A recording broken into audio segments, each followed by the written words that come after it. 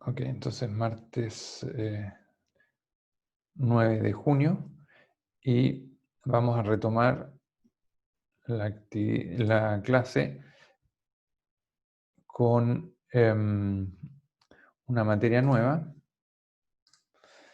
pero como continuación de lo que estábamos viendo la clase anterior,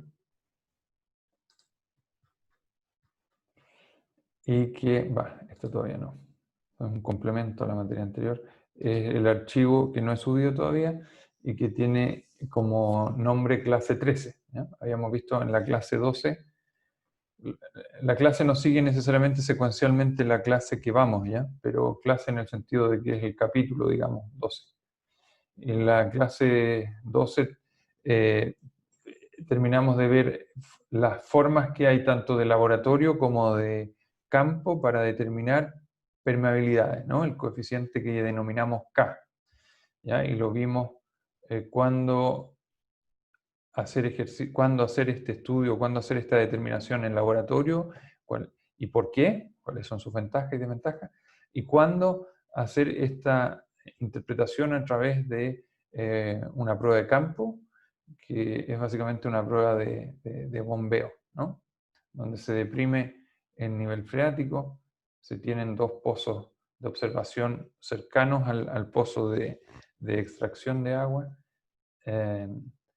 y dependiendo de la curva que forma la depresión, uno puede estimar la permeabilidad de campo. ¿Ya? Y eso es una manera muy, digamos, directa de medir permeabilidades, y con la diferencia sí que aquí estoy tratando el suelo en su volumen completo, a diferencia de cuando hacemos pruebas de laboratorio, donde tenemos un permeámetro, que lo vimos varias veces, pero ese permeámetro tiene un volumen de almacenamiento de muestra reducido, ¿no? En comparación con la prueba de terreno. Entonces ahí parten las diferencias y por lo tanto las ventajas y desventajas de uno versus el otro. Si a mí me preguntaran en términos generales cuál prefiero, bueno, yo trataría de hacer siempre las pruebas en campo, ¿ya? Pero requieren de una sofisticación mayor porque tengo que tener un sondaje es una exploración vertical que requiere, es cara porque tengo que llevar una máquina que me permita hacer ese sondaje, y después bajar una bomba. Estoy hablando en vacío, debiera haber abierto la última lámina de la clase anterior y quizás con eso no hablar en el aire. Lo voy a hacer mejor. Aquí está. Esa era la última lámina de la clase 12. Me estoy refiriendo a esta prueba de campo, las pruebas de bombeo en pozos. Pozo, o yo también llamo sondaje. Sondaje es una perforación con una máquina perforadora que finalmente deja una excavación vertical de un diámetro pequeñito, digamos, así como unos 10-12 centímetros, donde puedo bajar al fondo una bomba, y esa bomba empieza a succionar agua, la extrae y deprime el nivel freático con una curva que va a depender de la permeabilidad del suelo, ¿no? Y nos dedicamos a hablar en la clase pasada de que esa recuperación o la forma de la curva va a depender de si es más o menos permeable. Cuando es muy permeable el suelo, esta curva va a tener una forma más o menos así, es decir, con talude o con pendientes muy, muy elevadas, es decir, el pozo recupera muy rápido, tiene capacidad de recuperar muy rápido. ¿Por qué? Porque el agua puede avanzar muy rápido, a diferencia de cuando tengo una permeabilidad muy chiquitita, donde el agua le va a costar mucho avanzar a través del suelo. Por lo tanto, cuando yo deprima el nivel freático, se me va a producir una curva de pendientes más suaves, es decir, un cono muy amplio. ¿Por qué? Porque el agua le cuesta mucho retornar al equilibrio, ¿ya? Y ahí hice referencia a la experiencia que tuve yo en la ciudad de Londres, donde se podían hacer excavaciones, y es pero tan baja la permeabilidad que excavaciones bajo el nivel freático, el agua se demoraba un buen tiempo en aparecer, ¿ya? Porque las arcillas ahí son tan impermeables que podíamos tener la excavación abierta un par de horas sin que entrara el agua. pero hiciéramos eso en suelo arenoso, imposible, ¿no? Porque el agua va a entrar inmediatamente. Y esto tiene nada más que ver que con la permeabilidad del suelo. ¿Okay? Entonces, esta clase 12 terminaba con la ilustración de una prueba de bombeo, donde la ecuación que aparece acá arriba, que relaciona la geometría, básicamente con las alturas, la geometría de la presión de este cono, ¿ya? Este es el cono que se forma producto de la instalación de un sistema bombeo acá abajo, ¿ya? La geometría de esto nos permite estimar el K equivalente. ¿Y por qué un K equivalente? Porque yo puedo tener un suelo que no es homogéneo, por lo tanto voy a estar obteniendo un K del sistema. Ahora, si este suelo es homogéneo, es decir, tengo un solo estrato, bueno, ese es el K del estrato. ¿Ya? Ok. Entonces, eso como repaso de la última parte de la clase anterior. Entonces, en definitiva, tenemos permeabilidades que podemos obtener a través de ensayos de laboratorio con el permeámetro y ensayos de campo con pruebas de bombeo. Eso como resumen. Ahora, la permeabilidad, y esta es la última lámina que vemos de permeabilidad, acá existen autores, en este caso como Hagen y Poseil, no sé cómo se pronuncia, seguramente es francés eso, dice que el K es función de del diámetro de los poros o de los huecos que quedan entre las partículas, que se denota como D, en este caso en la ecuación D al cuadrado, del peso unitario del agua, y además de la viscosidad del suelo, ¿no? Nu. Y por eso, si se fijan, teniendo porosidades altas, es decir, teniendo diámetros de poros, es decir, vacíos de diámetros grandes, como es el caso de los suelos gruesos, es decir, arenas y gravas, obviamente que la permeabilidad va a aumentar fuertemente, ¿no? Porque este valor está al cuadrado. Y si me voy a arcillas, que son partículas que tienen, ¿se acuerdan las primeras clases cuando vimos el ordenamiento de las partículas de arcilla? ¿Ya? Van a dejar espacios intersticiales muy, muy chiquititos. Bueno, este valor que está al cuadrado se reduce fuertemente. Entonces, tiene sentido, digamos, que la permeabilidad baje en proporción al espacio que queda libre entre las partículas, ¿ya? Y mu está asociado a la viscosidad, y esa viscosidad es la viscosidad del fluido. Pero nosotros en obras civiles normalmente nos vinculamos con fluidos que son básicamente agua, ¿no? Podrá ser un agua salina, un agua dulce, un agua contaminada, pero sigue siendo agua, no aceite, ni tampoco otros materiales de mayor viscosidad. Generalmente está asociado a agua, o un gran porcentaje es agua. Ok, y aquí por último, una gráfica de un texto de Lambie Whitman, que es uno de los textos de mecánica de suelo más antiguos y mejores que existe. Una base de datos que muestra distintos tipos de suelos, aquí hay 30 tipos de suelo, donde se le grafica la relación entre la permeabilidad y el índice de vacío. Y obviamente que las permeabilidades más bajitas, que son en este sector, en el lado izquierdo de la pantalla, están asociadas a suelos finos, y permeabilidades más altas, hacia el lado derecho, están asociadas a suelos gruesos. Algunos casos en particular que me gustaría mostrarles son extremos. Por ejemplo, acá abajo, el 26 y 30, ¿ya? En la lista, que dice SAND, Dam Filter, es decir, son filtros para presas, filtros, debieran, el 26, si no me equivoco, está por acá, ¿no?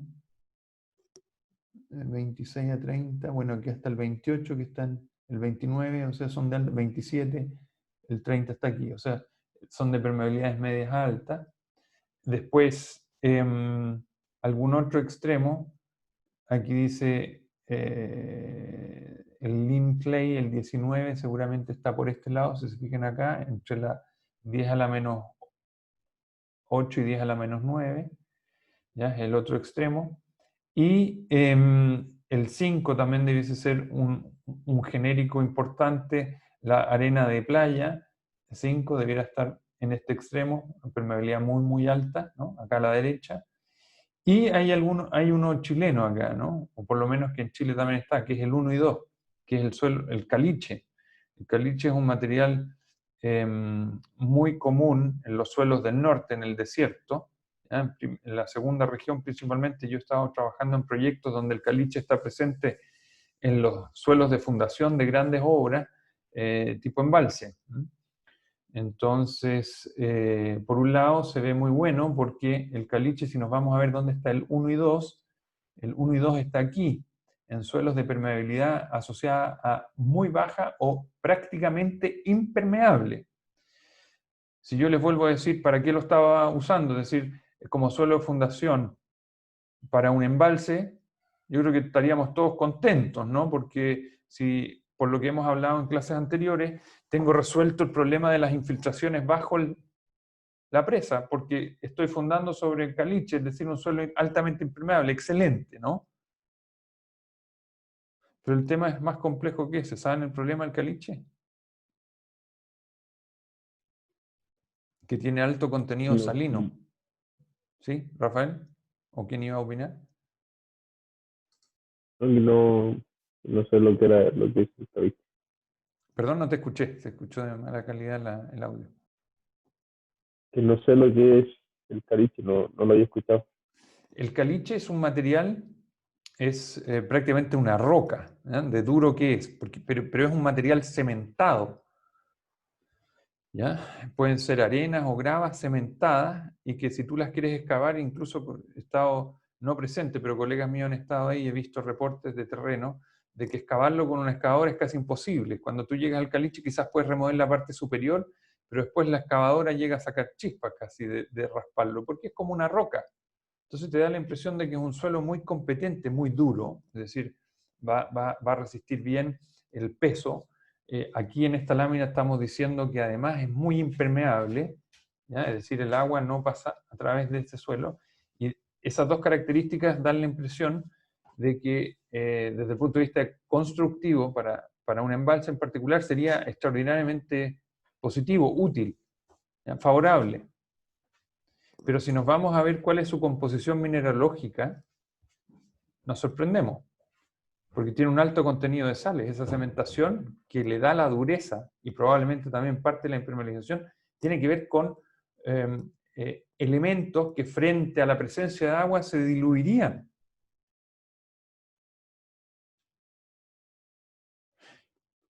Entonces, las propiedades en su estado natural, si bien son muy buenas para lo que queremos hacer, es muy peligroso descansar en eso, si es que no entiendo cuál es su mineralogía, qué es lo que lo hace duro, qué es lo que lo hace impermeable. Pues lamentablemente esa cementación es una cementación que frente a la presencia de agua se podría diluir.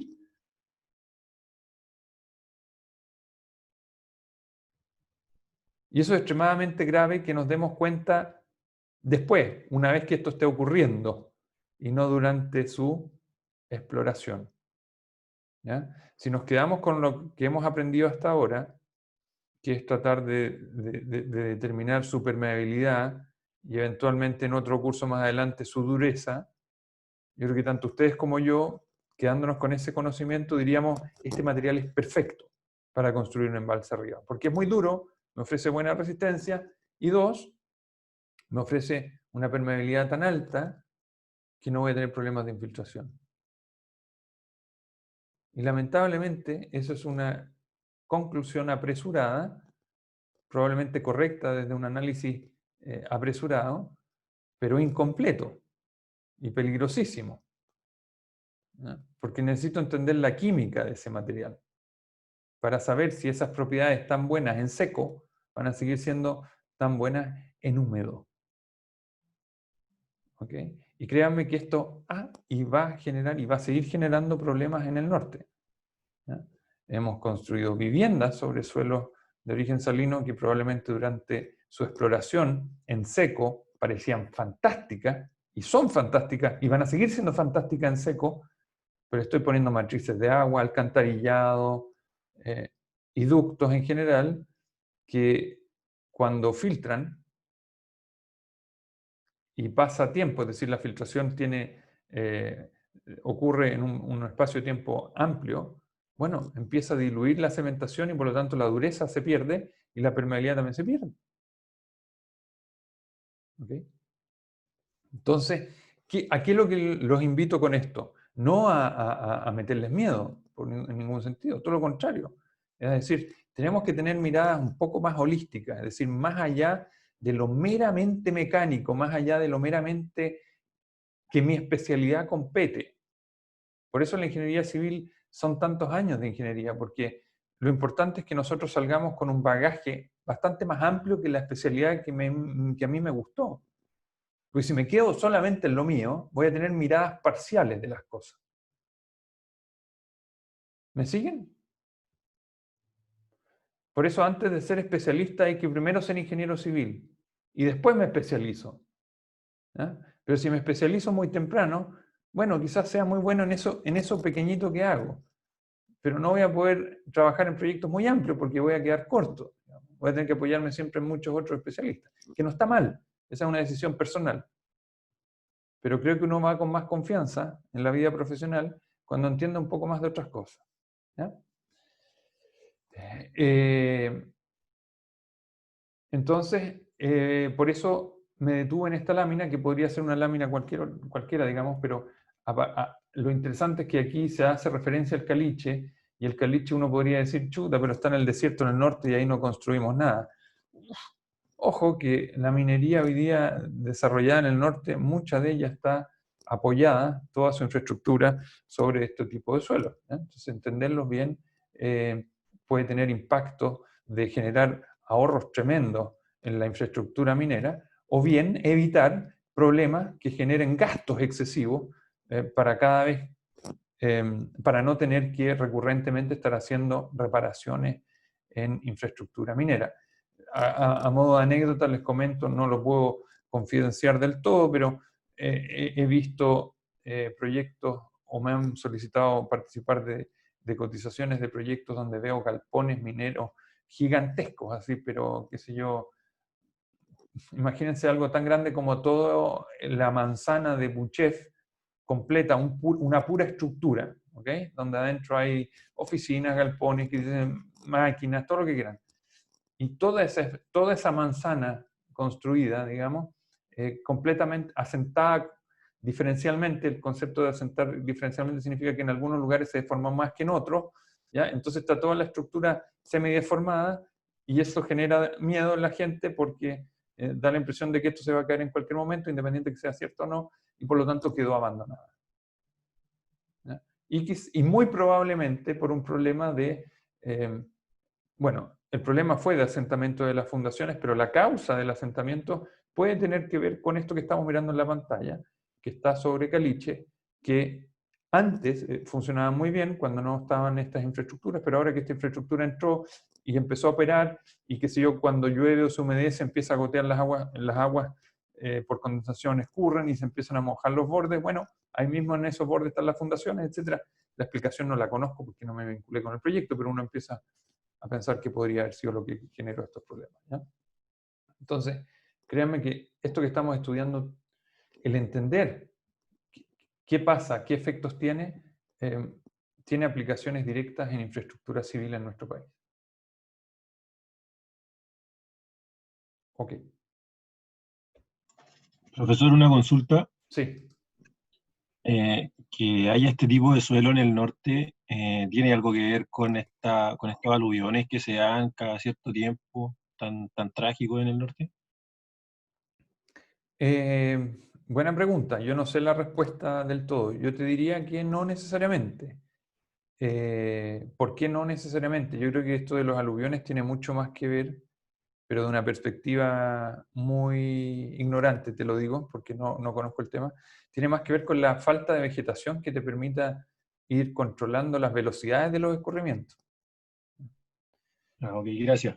Sí. Y lo otro que quizás sí tienes razón es que si estos materiales son tan impermeables, a diferencia de lo que pasa, por ejemplo, en el sur, cuando llueve fuerte, donde típicamente tienes materiales mucho más permeables, la poca lluvia que llueve en el norte y genera un aluvión, quizás es porque la capacidad de infiltración en el suelo, por muy seco que esté, es bajita.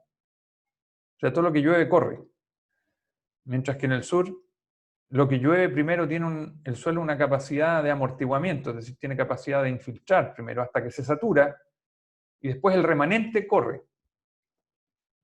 Entonces quizás tienes razón en tu pregunta de que este tipo de suelos puede tener algún impacto sobre los aluviones, pero yo creo que más importante todavía es la falta de vegetación superficial que frene la velocidad de ese avance. Creo. Habría que preguntarle ahí a alguien que trabaje en eso. Muchas gracias. Ya, de nada. Ok, entonces siguiente lámina, un concepto nuevo, que es una sola lámina que voy a hablar. Normalmente en laboratorio hacíamos un par de experiencias adicionales. Lamentablemente no tengo aquí las fotos, ¿sí? Sí, de la lámina 14. ¿Esta es la clase 14? No, esta es la clase 13. Este es el concepto de capilaridad. Fotos cátedra.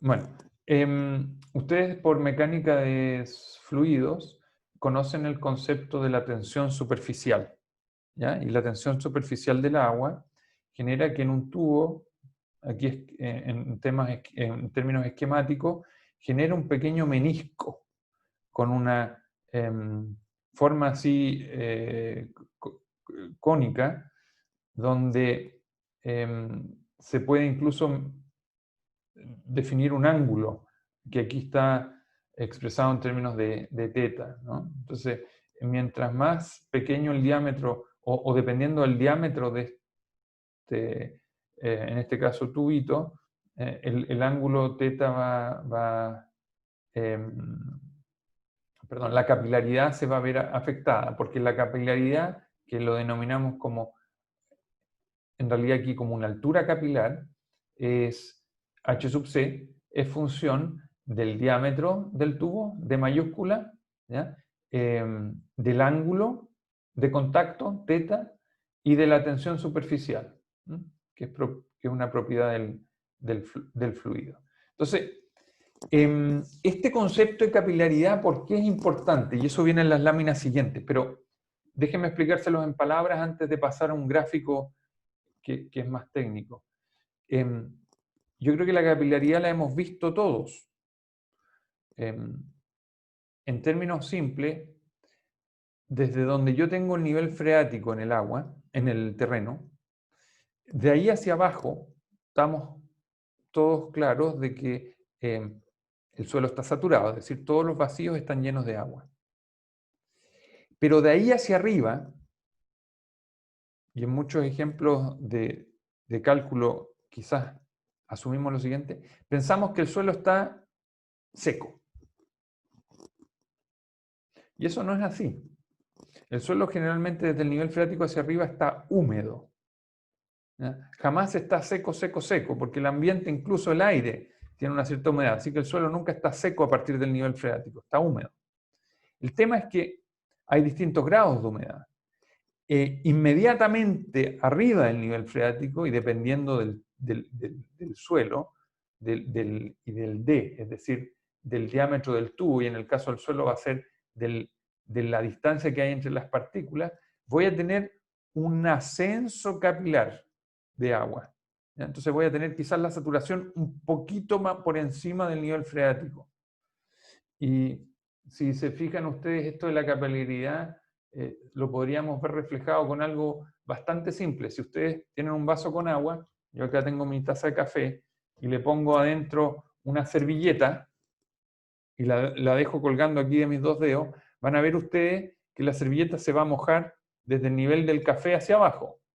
Pero lentamente también van a ver que el café va a ir manchando la servilleta por encima del nivel de café en la taza. Y ese ascenso es un ascenso por capilaridad. ¿Okay? En el suelo pasa exactamente lo mismo. La servilleta también tiene una cierta porosidad. ¿Ya? Y prueben con distintas servilletas de distinta textura. Van a ver que el nivel de ascenso del café, no pierdan café, háganlo con agua, ¿no? Van a ver que el ascenso de la humedad en la servilleta va a depender de la capilaridad de la servilleta. ¿Ya? O paño de un género, de lo que quieran, ¿ya? Pero ese fenómeno, que lo podemos ver en un ejercicio, en un experimento así simple como el que les hablo yo del agua y la servilleta, ocurre también en el suelo. Entonces, de ahí viene la siguiente lámina, que se las voy a explicar porque parece a primera vista un poco engorrosa, demasiadas líneas, pero vamos por partes. Lo que quiere decir esto, miremos primero el de la izquierda, la figura de la izquierda. Acá tengo, con esta línea segmentada gruesa, el nivel freático en el suelo. El nivel de suelo natural está acá arriba, donde dice ground surface. Ese es el terreno natural. Y un par de metros más abajo, acá está el triangulito, tengo el nivel freático. Así hemos trabajado hasta ahora, donde de aquí para abajo decimos que está saturado, y desde aquí, desde el water table o nivel freático hacia arriba, decimos que está húmedo. Entonces, el concepto nuevo es el siguiente. Aparecen 3 nuevas líneas horizontales, ¿ya? Y cada una es un caso distinto. Y estas líneas punteadas horizontales definen un nivel de saturación por encima del nivel freático. Y esa saturación, que esté a este nivel para los suelos gruesos, un poco más arriba para los suelos medios, es decir, limos, básicamente, ¿sí? Limos, y mucho más arriba para las arcillas, es producto de la capilaridad. Es decir, la distancia entre aquí y acá, o entre aquí y acá, o entre aquí y acá, es el H sub C que vimos en la lámina anterior, es decir, la altura capilar. ¿Ya? ¿Y por qué tienen distintas alturas capilares? Porque entre la arena, el limo y la arcilla tenemos un valor de D distinto. ¿Ok? Donde el diámetro está aquí en el denominador. Perdón, voy a volver acá. ¿Ya? Entonces, el primer punto, el primer nuevo concepto es, dependiendo del tipo del suelo, voy a tener un ascenso o una capilaridad, perdón, la capilaridad es distinta, y el ascenso capilar va a ser más alto mientras más fino el suelo. Es decir, si empiezo a hacer una excavación, por ejemplo, yo estoy parado acá arriba como persona, tengo que hacer una calicata, y estoy en arena, y la arena está seca, pero no seca, sino que húmeda, es muy probable que cuando empiece a ver en el fondo de la calicata empiece a haber humedad muy alta, es decir, saturación, voy a estar muy cerca del nivel freático, muy, muy cerca. Pero si hice esa calicata en arcilla, como la que le mostré, por ejemplo, allá en Villarrica, voy a ver humedades que van a ir aumentando, aumentando, aumentando, pero probablemente el nivel freático todavía va a estar mucho más abajo. Porque puede estar húmedo solo porque la capilaridad es grande. ¿Ok? Esto podría ahora quizás no tener o no hacerles, no parecer muy importante. Pero el gráfico de la derecha empieza a entregar algunos antecedentes donde esto podría darles luces de importancia, y particularmente para los conceptos que vamos a ver en el próximo curso, que es geomecánica, donde hablamos de resistencia, y que yo lo nombro tanto porque la resistencia en ingeniería civil es una de las propiedades más importantes que estudiamos de los materiales. Todo lo que diseñamos está en función de la resistencia, por eso lo saco a colación a pesar de que todavía no lo abordamos, ¿ya? Porque como concepto tiene que estar. Fíjense que nosotros desde esta línea, desde el nivel freático hacia abajo, ya sabemos estimar las tensiones efectivas, porque sabemos las totales y sabemos la presión del agua. Entonces, la presión del agua, en caso hidrostático, sabemos que es el gamma del agua multiplicado por la altura piezométrica, es decir, la altura desde donde estoy hasta el nivel freático. Eso lo sabemos, y es creciente, es linealmente creciente con profundidad. Pero fíjense lo que está agregando este gráfico ahora, que en la zona húmeda, es decir, la zona que está sobre el nivel freático, que podría ser saturado o húmedo, la tensión del agua es negativa. Y es negativa función del gamma del agua y de la altura desde el nivel freático hacia arriba. Este concepto de acá, que es una presión de poro, igual que acá, presión de poro, pero tiene un signo menos, es presión de poro negativa. Ahora, ¿cuál sería la importancia de saber que hay presión de poro negativa? ¿Que el esfuerzo efectivo sería mayor o no? Precisamente. Primero eso es el punto de partida. El esfuerzo efectivo, que es la tensión total menos la presión del agua, que ahora viene con negativo, es decir, un menos con menos, da más. Sería la tensión total más el gamma por A, aumenta la tensión efectiva. Y la consecuencia de eso es que aumenta la resistencia fuertemente. Entonces, dentro, este volumen de suelo lo llamamos los suelos parcialmente saturados, es decir, que están con una cierta humedad. Y este efecto de una presión de poro negativa lo denominamos en español y en inglés también es la misma palabra, succión. Un fenómeno de succión, y en inglés suction, que curiosamente aumenta la resistencia. Es decir, es bueno, es positivo. ¿Cierto? Yo todo lo que aumente la resistencia en cualquier material lo encuentro positivo. El problema de esa succión, y que hay un mundo completo de explorar y de investigar en términos del comportamiento de suelos parcialmente saturados, pues les anticipo un tema, jóvenes. Nosotros en mecánica de suelo tratamos los suelos o están secos o están saturados. ¿Okay? Eso es lo que van a ver en mecánica de suelo, es decir, los cursos de geotecnia, geomecánica y fundaciones. Los tres obligatorios del área civil, ustedes van a ver suelos o secos o saturados, blanco o negro.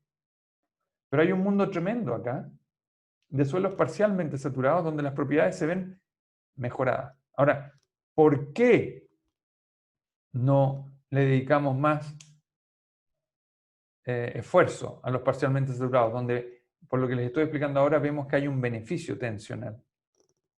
Y quizás la respuesta viene en esta, no en esta, sino que en la última lámina, que es la siguiente. Pero esta es una introducción a la siguiente, en el sentido de que, fíjense que el nivel freático está fuertemente influenciado por lo que pasa a nivel de superficie. ¿Ya? Nosotros en Chile tenemos unos climas tipo, el clima nuestro es tipo mediterráneo, donde están muy bien marcadas las estaciones y en invierno típicamente llueve, en el verano son veranos secos. ¿Ya? Entonces, en un clima seco, como en la figura de la izquierda, normalmente el nivel freático disminuye porque tiene poca alimentación, tiene poca recarga, y a través de la permeabilidad, perdón, a través de la capilaridad, la humedad asciende y una vez que llega a nivel de superficie eso se evapora. Entonces lentamente hay un proceso de pérdida de agua y eso hace que el nivel freático empiece a disminuir. En cambio, en climas húmedos, nosotros tenemos permanentemente un aporte superficial a través de las lluvias y eso va alimentando y aumentando los niveles freáticos. Entonces se produce esta variación temporal o estacional de los niveles freáticos en el suelo. En Santiago quizás no es tan evidente porque el nivel freático está muy profundo y las lluvias no lo afectan mucho lo que cae en la ciudad, pero yo soy de Temuco y en Temuco les puedo contar que el nivel freático en invierno llega más o menos a la -3 y en el verano llega más o menos a la -7. Es decir, hay como 4 metros de variación entre el invierno y el verano en una ciudad donde todavía llueve mucho. Llueve del orden de 1.200 milímetros al año, es decir, 1,2 metros de lluvia al año. Y la variación en el nivel freático es del orden de 4 metros. Esa referencia la conozco bien porque tengo gente cercana que trabaja en temas de agua en el sur y Temuco está bastante bien caracterizado. Ahora, ¿por qué ese beneficio de los suelos o sea, de los suelos parcialmente saturados no lo aprovechamos más? Y esto quizás es mi opinión, y parte de eso se explica en esta lámina, que es la última que les quiero mostrar del concepto de capilaridad, ¿ya? Que es parecida a la primera. ¿En qué sentido es parecida? Acá arriba en la línea continua tenemos el terreno natural. Es el nivel de terreno natural. Esto es lo que veo yo porque camino acá arriba. Pero el nivel freático está acá abajo. Entonces, bajo el nivel freático tenemos una tensión, una presión de poros que aumenta, ¿ya? En forma positiva, proporcional al peso unitario del agua. Y como vimos hace 2 láminas atrás, de ahí hacia arriba tenemos una presión de poros negativa, también lineal. Ahora, esa presión de poros negativa no es necesariamente lineal hasta encontrarse o intersectar con la línea de terreno natural. ¿Por qué? Porque hay una zona entre el terreno natural y el nivel, el nivel freático, donde lo que pasa a nivel atmosférico tiene influencia en el suelo. ¿Ya? En periodos secos, esta parte del suelo pierde humedad fuertemente, pero hasta una cierta profundidad. De ahí para abajo ya no hay influencia. ¿Por qué? Porque el sol no es capaz de calentar más el terreno que hasta una cierta profundidad. O al revés, el invierno no es capaz de enfriar el suelo hasta más allá de una cierta profundidad. ¿Ya? Entonces, esta se llama la zona en las cuales se producen cambios producto de lo que está pasando acá afuera. Entonces, eso que yo les mostré aquí, les dije, oye, pero aquí tenemos succión. Eso es muy bueno. Esa succión nos mejora las tensiones efectivas, las aumenta, y como consecuencia de eso mejora la resistencia. O sea, como que los suelos húmedos son más favorables. Sí, es cierto. Es cierto. Pero el tema es que dentro de un periodo de tiempo varía bastante ese beneficio. Y ahí está la dificultad, ahí está como el desafío. ¿Cuánto de ese beneficio me lo hago parte? Porque va a estar influenciado por algo que no controlo, que es el clima. ¿Ya? Entonces, típicamente, y se los declaro ahora para que no parezca una sorpresa después, o yo, por ejemplo, no me di cuenta hasta muy tarde en mi carrera que esto era así. Generalmente trabajamos y estudiamos los suelos siempre en su condición saturada. ¿Por qué? Porque es la más desfavorable. Pero eventualmente debiéramos de sacarle más punta al lápiz y tratar de caracterizar mejor estas curvas, la curva mojada o la curva seca, que están asociados a qué es lo que pasa cuando llueve mucho o cuando tengo climas muy áridos. ¿Ok? Y sacarle provecho a esta tensión negativa en el suelo que genera succión, y esa succión, a su vez, como dije, la consecuencia final es que la resistencia del suelo se ve mejorada. ¿No? Hoy día van a ver ustedes que los diseños los hacemos como si el suelo estuviera siempre acá abajo, siempre saturado. ¿No? Un punto adicional, aprovechando esta buena figura, y que va a aparecer más adelante todavía en el curso de fundaciones, esta profundidad que dice aquí, la profundidad límite de los cambios estacionales, no solo tiene que ver con humedad, sino que también con temperatura. ¿Ya? Y un poco anecdótico hoy día, más adelante lo vamos a ver como materia en el curso de fundaciones. Dependiendo de dónde vivamos en el mundo, esta profundidad en términos de profundidad cambia. Y, por ejemplo, si vivo en el sur de Chile o más alto en la cordillera, voy a tener una profundidad de congelamiento del suelo. Y todos ustedes saben que cuando el agua se congela, dilata su volumen. Por lo tanto, si tengo el suelo húmedo y se congela, este nivel sube. Y si yo apoyo infraestructura aquí, apoyo mi casa acá arriba, ¿qué le va a pasar a mi casa? Sube. Y si mi casa sube completa, ¿es un problema?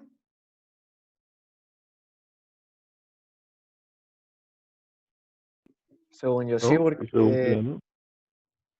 Perdón, es que eso, ah, perdón, es que según yo va a funcionar solamente en una época del año, así sube. Y correcto, después cuando llegue la otra época como que no va a creo que bajar. baje. Ya.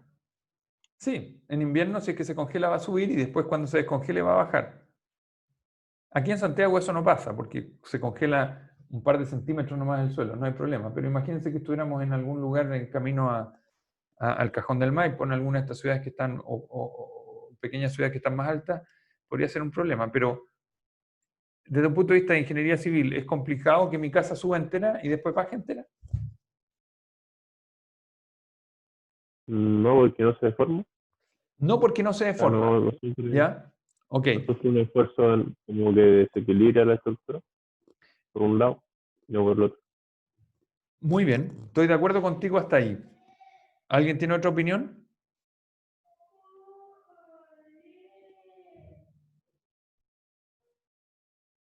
¿Qué pasa con los ductos? Con la alimentación de agua potable y alcantarillado si mi agua sube y baja, si mi casa sube y baja.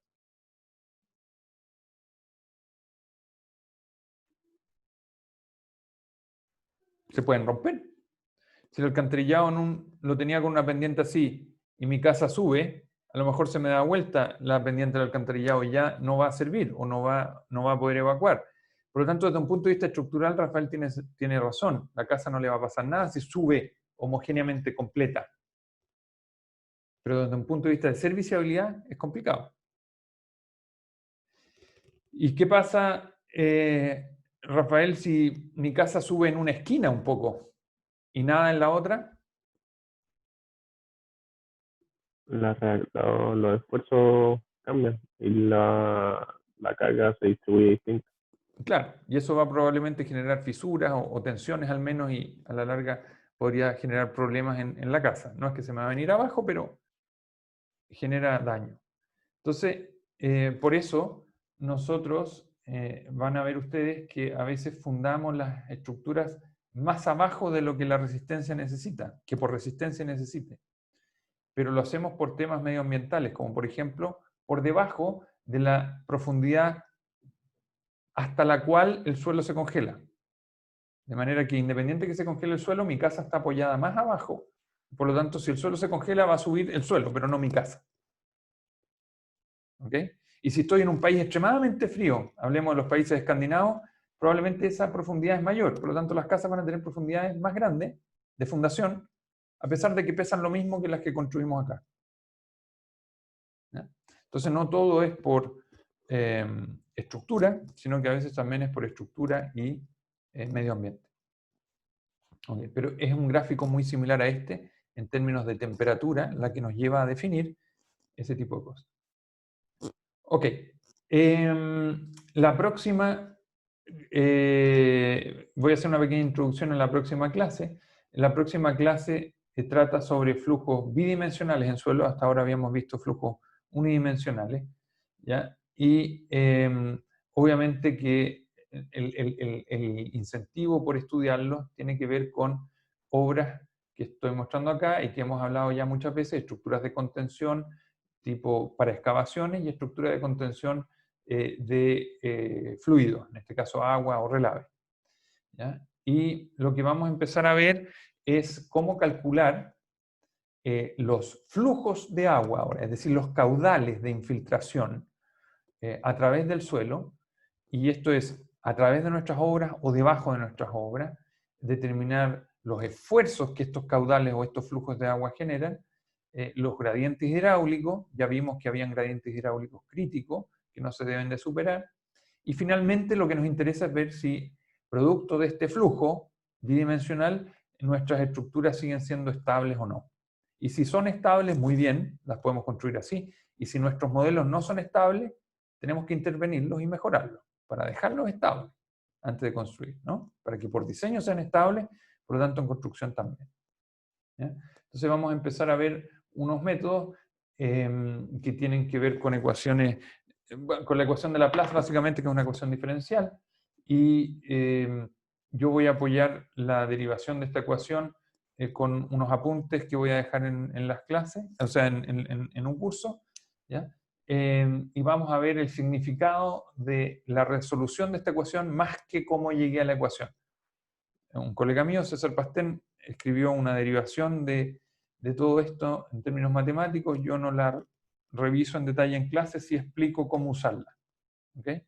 Y finalmente vamos a llegar a ver cosas así como, me adelanto un poquito, como cómo entender cómo pasa el agua debajo de una estructura como esta, cuál es el caudal, ¿ya? Y cuáles son las tensiones acá en el talón, para verificar si el suelo es estable y si los caudales de infiltración son razonables.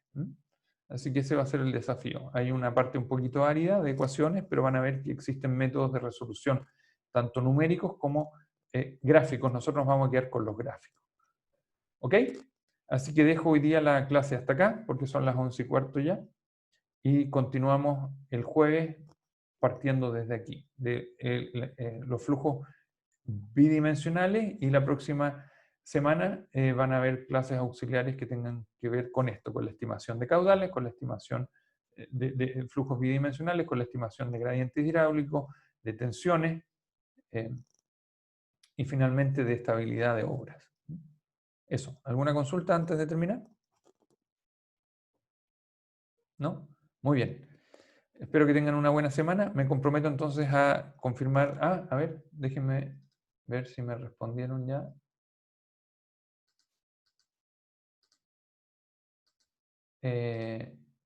Si me respondieron mi consulta de... No, del control no. Lo voy a tener que subir por curso y voy a dejar puesto ahí donde les dije en calendario la fecha del control 2. Y el segundo punto que me había comprometido es a pedirle a los ayudantes que suban la pauta del control 1, de manera que ustedes puedan comparar su respuesta con la de la pauta. Vean ahí si están conformes entonces con su nota que les dieron. En el caso que hayan reclamos, yo creo que lo más sano es que escriban un mail al ayudante y el reclamo en esta oportunidad se haga de esa forma. ¿Bien? Eso, muchas gracias jóvenes, que estén muy bien y nos veríamos, si todo anda bien, el próximo jueves. Chao, profe. Gracias a ustedes también. Chao, chao.